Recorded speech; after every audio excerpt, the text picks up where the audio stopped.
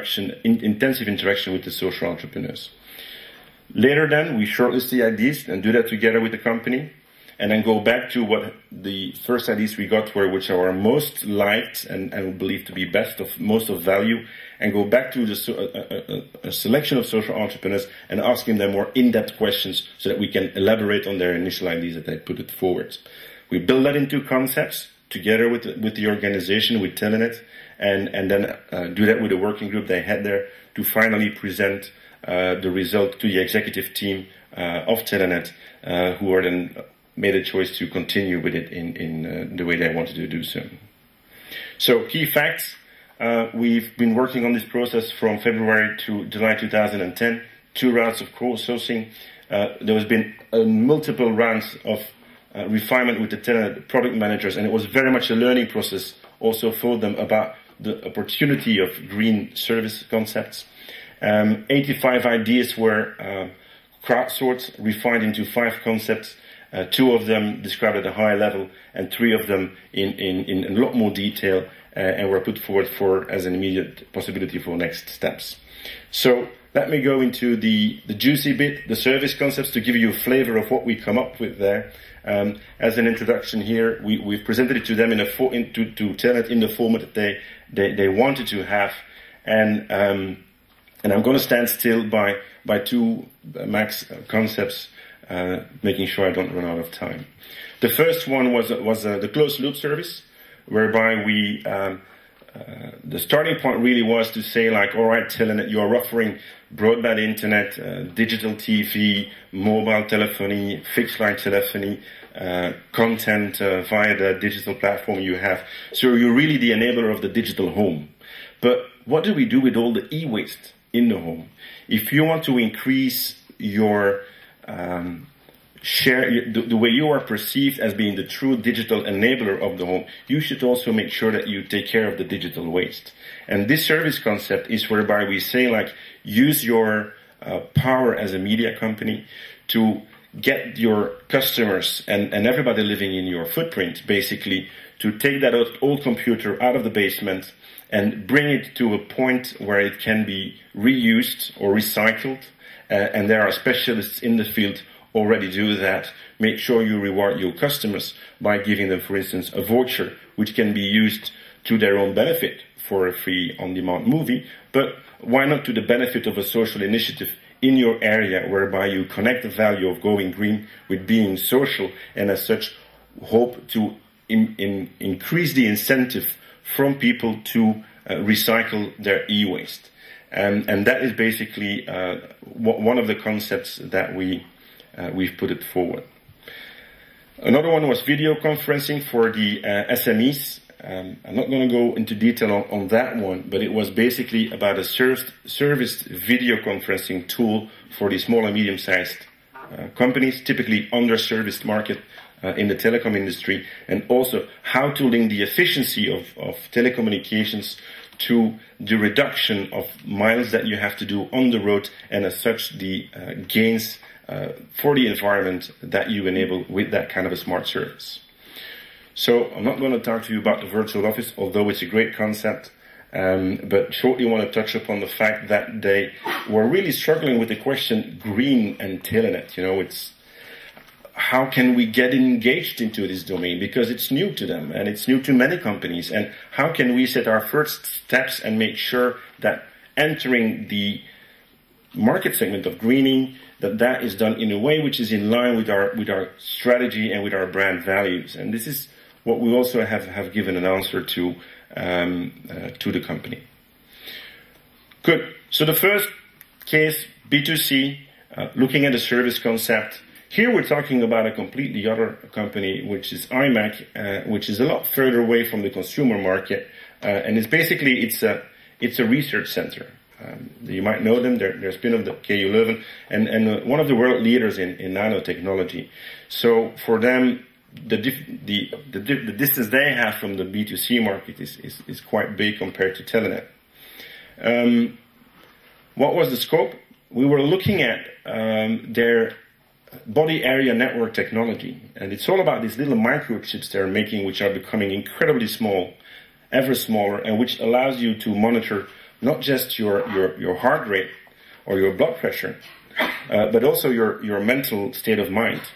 And it may sound scary to you, and they realize that. So they are really looking forward about what kind of service concepts could this technology enable, and agree to work within the SELUSI project to do that exercise and come up with new service concepts making use of the body area network technology. Now, the big difference here is that there is we know that this is not going to be implemented like next month or within the next 18 months, which would be feasible with a company like Telenet. But this was more like a market exploration. And it was more about IMEC informing their customers what is possible with their technology, and as such creating a market for their clients, which are the likes of Samsung and Cisco, who could then produce consumer electronics with their technology and take that to the market. So hence it was more a market exploration exercise than a service concept definitions for immediate market entrance. And where we touched upon the crowdsourcing process, I here just want to show you a little video to give you an idea of how we try to explain something like body area network technologies and the challenge of coming up with new novel service concepts that are socially rich, how we try to translate that to social entrepreneurs.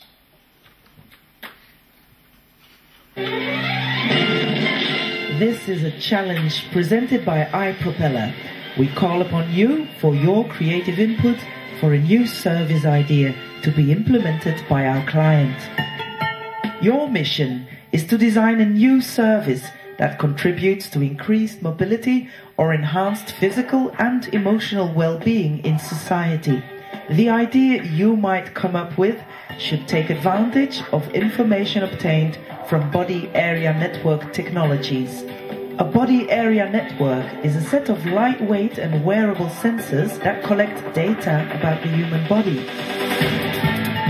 Movement, state of body, and even emotions can be monitored and recorded in real time. Our client has produced sensors to measure heart rate, temperature, muscle tension, and skin respiration. In addition, they are developing further technologies to measure emotions and brain activity and transmit the data wirelessly to any telecom device.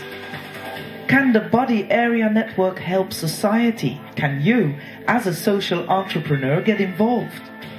Let's have a look at the facts. Fact 1. A body area network can disconnect the user from hospital machinery or from the need to maintain close proximity to high-skilled care.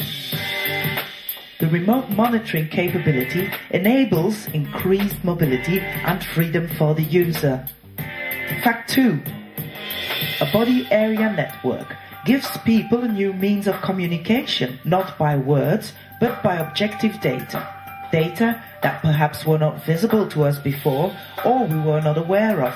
With this data, we can provide feedback not only to ourselves but also to others to seek help in improving our well-being.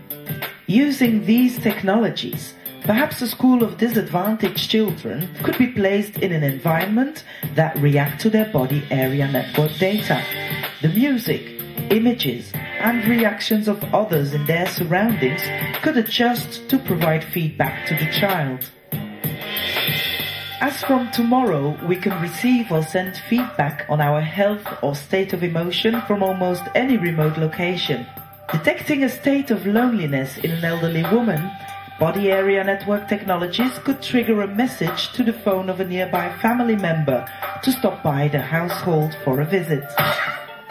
Hopefully other ideas on how we can use the body area network technologies are popping up in your head right now. Okay, and then it continues on, think about this, think about that, and please send us an email back.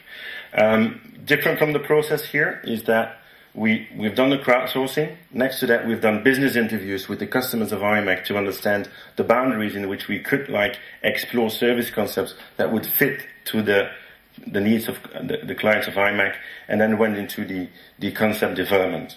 We talked about crowdsourcing. We had 15 social enterprises from all over the world, because it's an international company. They want to make sure we cover ideas not just from Europe, but also from outside Europe, and basically boil them down into 4 service concepts. The business interviews allow to capture the thinking of their customers and also of potential customers of IMEC about the innovation approach, market preferences, resources available, and expected benefits that I would seek to get out of using that data. And with that, you can see this presentation later because I'm running out of time, and I just want to share one little thing with you because we get most excited about the concepts we build at the end of the day. I had prepared 2. I'm only going to share one with you, which is about the bike. And where's the bike? This is about your mental, how fun you have and where you have fun, and that you can record it on your smartphone and then go back to it and say like, damn, that was a nice walk in the park, I should do that more often, and share that then with people. But this is about people who are in the need of doing physical exercise because of having a heart problem typically, but then are afraid to do too much of it. And so there is kind of a problem there. On the one hand, they should move more, but not too much, because otherwise they come into risks. And what we've designed here is basically a bike which is powered also by an electric engine, and that you could measure the heart rate of the person sitting on the bike and allow this to then basically see, all right, he's cycling, he's okay, he's under 120 beats per minute, and so let him bike and monitor that online.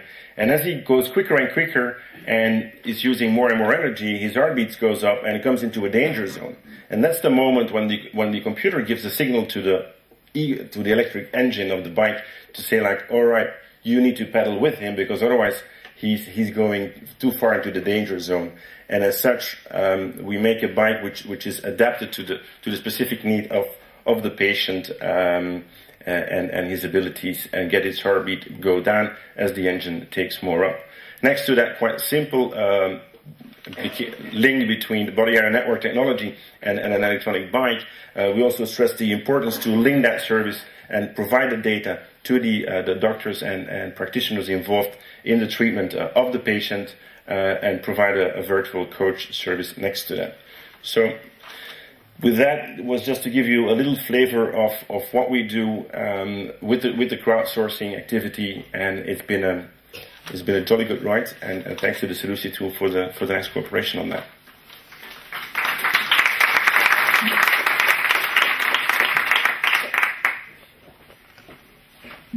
Okay, now we have Christophe sharing his view from the practitioner's board. Yes. Good afternoon. Thank you for having me here. It's great and a bit funny to stand here as Eneco today. Since Ute interviewed me in 2009, and I was not working for Eneco yet at the time, working for another energy supplier, Nuon, and there I was trying to be a destabilizing agent, as Schumpeter said.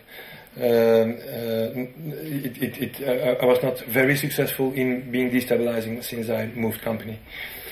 So I moved to Eneco, and what does Eneco stand for? We believe that the energy market, which is basically the one of the markets utilities that is very unsexy and very traditional products and services that you find there. Being innovative or trying to be destabilizing and looking for other business models, that's what we do at Eneco. I'll leave it up to you, since I noticed the problems. We are a producer of green energy, which means that we have more or less 65 windmills operational in Belgium onshore. We have one of the concessions offshore, have bigger PPAs, power purchase agreements in buying back the power that is produced by windmills offshore today. Next to the wind pillar, we have a biomass pillar where we produce electricity with a biomass plant. And the third pillar in the production area is what we do in solar, small solar to households, and bigger solar installations to B2B. When we met in 2008 2009 with iPropeller, we looked into